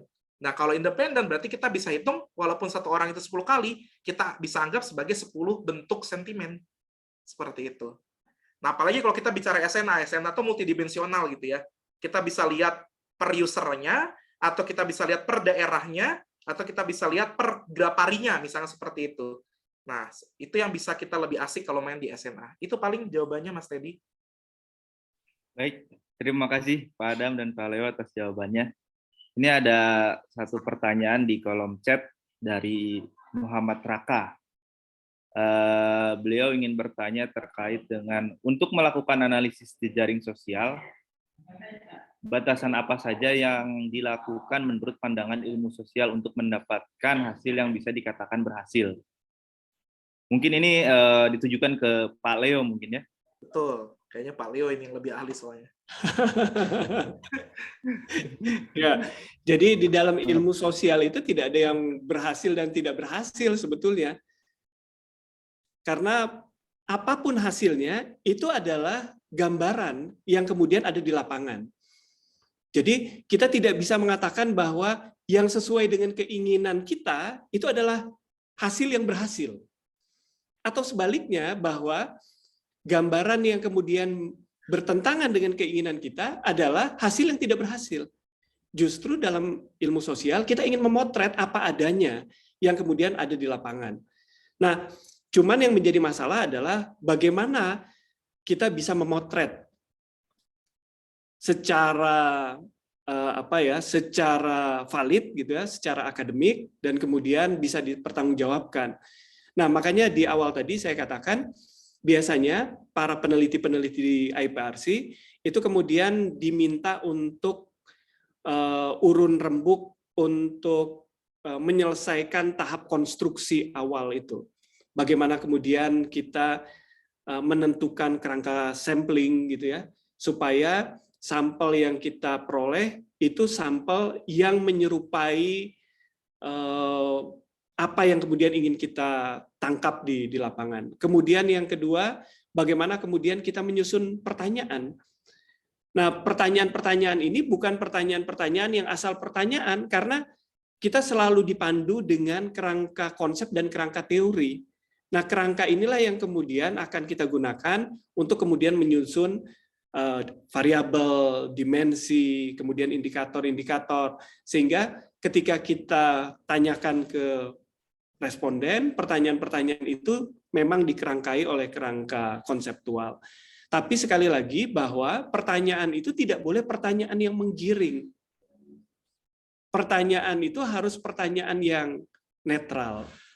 Misalkan pertanyaan yang menggiring itu seperti apa? Pertanyaan-pertanyaan yang diawali oleh statement yang berkonotasi negatif ataupun positif. Misalkan sekarang ini tentang kasus mahalnya harga minyak ya, harga minyak yang sangat tinggi meskipun di pasaran ada. Nah, ketika kita mau menanyakan apakah kinerja Kementerian Perdagangan itu positif atau negatif, tetapi kita awali dengan konstruksi pertanyaan bahwa harga minyak di pasaran itu melonjak tinggi, padahal harga biasanya hanya 20.000 misalkan, maka ini kita tidak bisa terima sebagai pertanyaan yang netral, karena sudah menggiring bahwa harga itu tidak normal, sehingga jawabannya pasti akan negatif. Nah, ini yang kemudian harus diperhatikan dalam konteks penyusunan pertanyaan-pertanyaan dalam penelitian yang bersifat konvensional ya, bukan yang menggunakan big data. Mungkin itu Pak Teddy, apa yang bisa saya jawab. Baik, terima kasih Pak Leo. Selanjutnya ini ada yang mau nanya juga dari Muhammad Indra Purnama, Kang Indra. Mangga, Kang. Terima kasih Kang Moderator. Terima kasih juga untuk Pak Leo dan Pak Adam, terutama banyak sekali insight yang masuk ke saya terkait dengan pengelolaan big data. Sebetulnya yang ingin saya tanyakan adalah, kan kalau survei konvensional itu sebetulnya seperti yang tadi juga Pak Leo sampaikan, ada juga ranah atau batasan sehingga pertanyaan itu tidak menggiring opini. Nah, sedangkan yang seperti kita tahu, kalau di media sosial ya, terutama ketika kita berbicara big data, ketika melihat sentimen itu kan tidak jarang juga ada jauh sebelum itu tuh ada penggiringan opini, ada propaganda yang hari ini disampaikan dalam tanda kutip oleh orang atau akun-akun yang dalam tanda kutip punya kepentingan. Nah, saya mungkin ingin lebih dalam kerangka riset, apakah memang ketika kita berbicara big data atau riset di media sosial itu juga jadi satu permasalahan kita melihat kecenderungan opini di media sosial atau di big data, Pak Adam. Karena ya tadi yang seperti disampaikan, kadang-kadang kan opini di media sosial itu terpengaruh propaganda atau opini yang disampaikan sebelumnya dan jadi rahasia umum bahwa memang hari ini tuh media sosial jadi salah satu kanal penggiringan opini atau propaganda, Pak Adam. Mungkin itu yang mau ditanyakan. Terima kasih. Baik, terima kasih Kak Indra. Mungkin bisa langsung direspon oleh Adam mungkin. Oke, nah ini pertanyaan menarik, Mas atau Bapak Indra ya. Terserah mau Mas atau Pak. Oke. Simpelnya gini, kalau pertanyaan Mas Indra tadi baru bisa terjawab kalau kita visualisasikan dalam bentuk social network analytic. Karena apa? Penggiringan opini itu bisa kelihatan dari relationship antar vertisnya. Vertis itu yang ini ya, mungkin saya screen sedikit lah, ini agak-agak technical sebetulnya. Contoh misalkan, di sini kan ada hubungan langsung antara misalkan Pak Fadlizon dengan Pak Jokowi yang sentimennya arahnya negatif. Tapi kalau kita lihat di sini, Mas Fadlizon ini tidak punya hubungan langsung terhadap Pak Luhut gitu. Jadi kita belum bisa baca nih kira-kira Mas Fadlizon ini negatif atau positif ya. Anggap suatu saat terbentuk nih negatif. Nah, kita sebenarnya bisa melihat hubungan juga dengan yang lain yang berhubungan positif sama Pak Luhut. Apakah kita bisa melihat Fadlizon ini membenci semua yang berteman dengan Pak Luhut juga atau tidak? Seperti itu. Nah, relationship semacam itu yang bisa menjadi penuntun kita juga untuk menentukan apakah orang ini membenci sesuatu karena tergiring opini atau juga memang dia truly evil aja gitu. Memang dia nggak suka sama orang itu gitu. Nah, itu bisa kelihatan. Bahkan di kasus yang menarik yang ketika dilakukan oleh salah satu startup namanya Drone Emprit ini ya, ini terkenal sekali startupnya kalau di dunia SNA. Nah itu ternyata K-popers itu membenci Pak Jokowi untuk hal yang mereka sendiri sebetulnya nggak paham. Nah itu terbukti bahwa K-popers itu sebetulnya dia tergiring opininya. Nah penghubungnya, yaitu salah satu akun besar di Twitter, saya nggak mau sebut namanya apa, itu yang ternyata menjembatani untuk si K-popers itu memberikan efek negatif ke Pak Jokowi gitu. Nah itu sebenarnya bisa kelihatan gitu. Kalau pakai sentimen analitik yang biasa, ya mungkin kelihatannya hanya positif, negatif, netral seperti itu. Tapi untuk kita bisa memproving apakah ini benar-benar negatifnya karena saya nggak suka atau karena memang ikutan nggak suka, nah itu kita bisa visualisasikan pakai si social network seperti itu. Karena ada nanti 5 elemen yang bisa kita lihat di sini. Centrality-nya seperti apa, apakah dia benar bencinya menjadi benci sentral. Contoh Pak Fadlizon ini sentral banget ya kalau soal membenci Pak Jokowi gitu ya. Kalau di SNA gitu, salah satu faktanya yang menarik itu di beberapa waktu yang lalu seperti itu. Dan uniknya lagi di sosial media, Mas, nggak perlu ditanya, dia langsung ngasih pandangan. Itu mungkin bedanya sama survei. Kalau survei itu kita wajib bertanya. Sehingga ada kemungkinan kita itu akan menggiring opini publik melalui pertanyaannya. Nah, kita bisa memindahkan dosa kita sebagai peneliti itu sebenarnya kalau kita pakai big data, bahwa dosanya bukan lagi di kita, tapi dosanya adalah di akun buzzer yang kayak gitu-gitu. Nah, bahkan sampai nanti kalau kita pakai SNA itu kelihatan mana akun beneran, mana akun buzzer gitu ya, yang memang sebetulnya memang benar-benar suka atau tidak suka terhadap Pak Jokowi, misalkan dalam kasus yang tadi saya perlihatkan. Itu paling jawabannya, Pak Indra. Baik, terima kasih Pak Adam atas responnya. Mungkin saya kasih satu kesempatan lagi untuk teman-teman apabila ada pertanyaan. Kayaknya ada ini ada nih. Ya. Ini dari Meliza Dwi Handayani dari Visip Untirta. Pertanyaannya, jika melakukan riset dengan big data yang diambil dari sosial media, bagaimana tingkat kredibilitas hasil risetnya? Karena sejauh yang saya tahu, bahwa sosial media banyak tersebar hal-hal yang tidak real atau bisa dikatakan hoax. Kemudian pertanyaan selanjutnya, jika melakukan riset dengan big data, apakah peneliti tidak dianggap mengganggu privasi dari responden? Itu mungkin pertanyaannya ada dua. Pertama terkait dengan kredibilitas hasil riset, juga terkait dengan keamanan privasi daripada responden. Mangga, mungkin Pak Adam dulu ya. Oke. Ini ranahnya Pak Adam nih kayaknya. Nih. Ampun Pak Leo, ini sebetulnya political science-nya besar banget pertanyaannya. Halo Mbak Meliza, saya juga dari Serang, Mbak. Ini Untirta Serang nggak ya nih, Banten ya? Oke, pertanyaan pertama adalah bagaimana kredibilitinya. Nah, credibility ini sebetulnya kalau di dalam ilmu informatika itu biasanya kita bicara dulu dari lingkup data yang kita gunakan. Contoh ya kayak tadi kita pakai SNA dulu untuk bisa proving mana akun buzzer, mana yang istilahnya akun yang memang beneran men-tweet itu karena memang ya I am supposed to be tweeting something gitu loh. Itu bisa dilihat berdasarkan itu gitu. Nah, kemudian kedua kita bicara juga masalah akurasinya. Karena ketika kita melihat nih dalam satu akun dia 5 kali positif, 5 kali negatif nge-tweetnya gitu ya. Nah, ini kan bisa dibicarakan secara statistik sebetulnya. Apakah orang ini akan dianggap sebagai orang yang lebih cenderung positif, negatif, atau ya udah ini orang dibuang gitu datanya seperti itu. Jadi memang credibility-nya parameternya banyak banget gitu. Ya sebetulnya sama aja dengan survei. Survei pun juga kan credibility-nya ada banyak parameter yang kita nggak simple sebetulnya. Bahkan mungkin jauh lebih sulit ya kalau saya bilang kalau beneran survei gitu ya. Karena memang kita nggak tahu fisiologis manusia seperti apa gitu. Tapi uniknya kecenderungan di sosial media itu sudah kita bisa tebak gitu. Ini kira-kira orang kemana itu udah mulai bisa kelihatan seperti itu. Nah, kemudian yang kedua, mengganggu privacy tentunya tidak. Karena memang itu sudah ada di agreement ketika Mbak bergabung ke Twitter. Bahwa tweet yang Mbak tweet di dalam Twitter itu pasti bisa dimanfaatkan untuk kebutuhan Twitternya itu sendiri. Dan Mbak checklist loh waktu daftar itu sign up gitu ya. Nggak dibaca dulu langsung checklist biasanya. Nah ya udah berarti bukan salahnya Twitter untuk ngasih itu ke kami.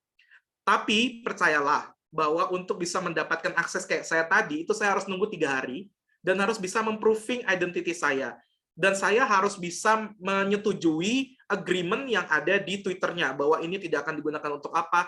Dan kalau saya terbukti itu bisa kena hukuman yang bukan hanya akun saya di suspend, tapi juga bisa kena hukuman yang mungkin bisa berlaku di hukum internasional dan segala macam.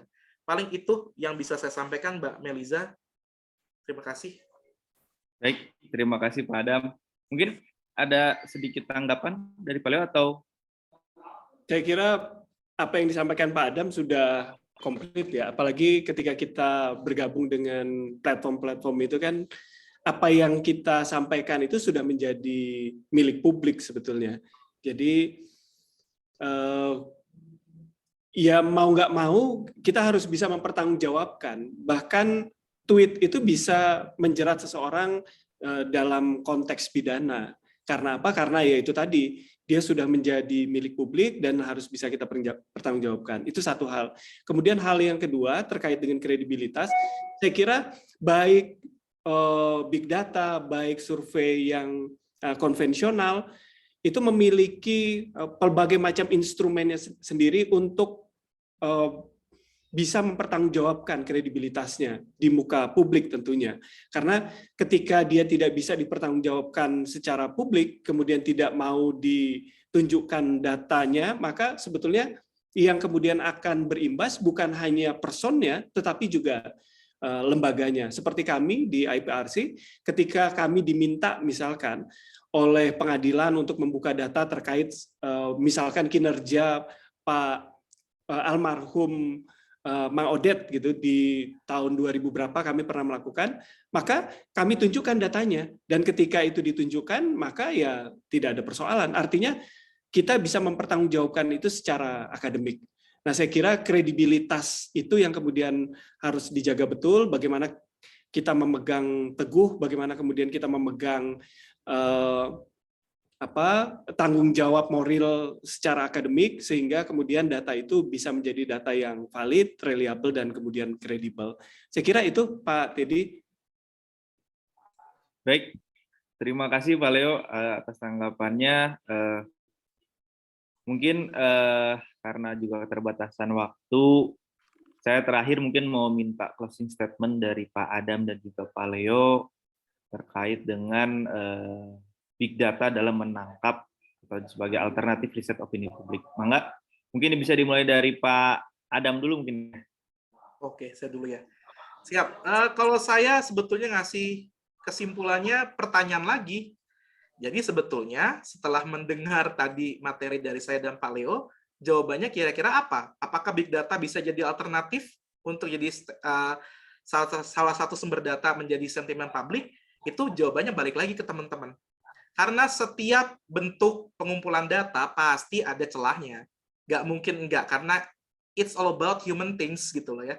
Namanya human tuh nggak pernah namanya ada perfect gitu ya. Kecuali kalau Tuhan yang bikin, oke lah, instrumennya nggak ada yang ngaco gitu ya. Nah itu aja sih, jadi kalau saya pribadi melihatnya ke sana, dan mungkin bisa membedakan perspektif, karena kalau saya di informatika menjadikan data big data itu sebagai data primer. Tapi kita juga harus bisa menghargai untuk domain ilmu yang lain, terkadang dia hanya dianggap sebagai data sekunder gitu. Nah, data primer dan data sekunder ya kita tetap aja anggap bahwa itu sebagai bentuk data penelitian. Nah, kalau saya rasa istilahnya pemahaman terhadap domain ilmu yang saling bersilangan inilah yang nantinya akan menciptakan kebinekaan akademik yang baik dan juga risetnya jadi lebih kaya. Mungkin suatu saat saya bilang Pak Jokowi buruk pekerjaannya, tapi mungkin saja nanti hasil risetnya Pak Leo bilang hasilnya Pak Jokowi baik. Dan itu indah-indah saja. Bukan artinya saya membenci Pak Jokowi atau Pak Leo mencintai dan memuji 100% Pak Jokowi juga kan. Itu juga akan balik lagi ke kita sebagai orang yang nantinya menelaah hasil riset dari orang lain. Jadi ya udah, balik lagi. Intinya kita sebagai researcher harus punya perspektif yang berbeda dan jalankan terus critical thinking supaya nggak kebawa arus. Itu aja intinya. Terima kasih. Baik, terima kasih Pak Adam closing statement-nya. Lanjut mungkin Pak Leo untuk memberikan closing statement-nya. Ya, penundaan pemilu yang disampaikan oleh beberapa elit politik beberapa bulan yang lalu, itu kemudian mengembalikan aura positif ya bagi para pollster, terutama kami di IPRC, bahwa bukan hanya survei yang konvensional yang bisa dilakukan, tetapi juga adalah pemanfaatan big data. Oleh karena itu, kerjasama dengan kampus itu menjadi sangat penting, apalagi IPRC membutuhkan mitra, kawan, kolega, untuk kemudian bisa memanfaatkan big data ini dalam riset-riset opini publik. Saya kira itu closing statement dari saya, Kang Teddy. Baik, terima kasih Pak Leo, Pak Adam atas diskusi kita hari ini. Lumayan panjang dan cukup seru diskusinya. Saya harap diskusi ini tidak hanya berakhir di forum ini saja. Mungkin nanti kita kalau ada kesempatan mengundang Pak Adam untuk sharing-sharing bersama kita di IPRC, Pak. Kalau memang Pak Adam bersedia, mungkin nanti kita bisa tindak lanjut. Baik, itu saja dari saya. Mohon maaf apabila ada salah kata. Saya kembalikan lagi ke MC. Mangga, Kak Mutia. Baik, terima kasih kepada Bapak Moderator. Untuk teman-teman, tidak terasa acara webinar yang berjudul Big Data sebagai alternatif riset opini publik pada siang hari ini telah berakhir. Semoga apa yang telah dipaparkan dan didiskusikan menjadi pengetahuan yang berguna bagi masyarakat luas. Baik, agenda selanjutnya mungkin kita akan ada foto bersama. Maka dari itu, seluruh peserta diharapkan untuk membuka kameranya.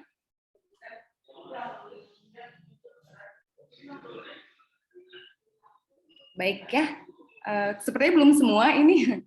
Semuanya mungkin bisa membuka kameranya terlebih dahulu untuk sesi foto bersama. Ini biasanya kalau mahasiswa lagi touch up dulu Mbak Mut. Oh. Nah, tadi masih ada yang rebahan, masih ada yang apa, bisa touch up dulu dia. Iya benar Pak. Baik, oke. Steven, siap ya? 1, 2, 3.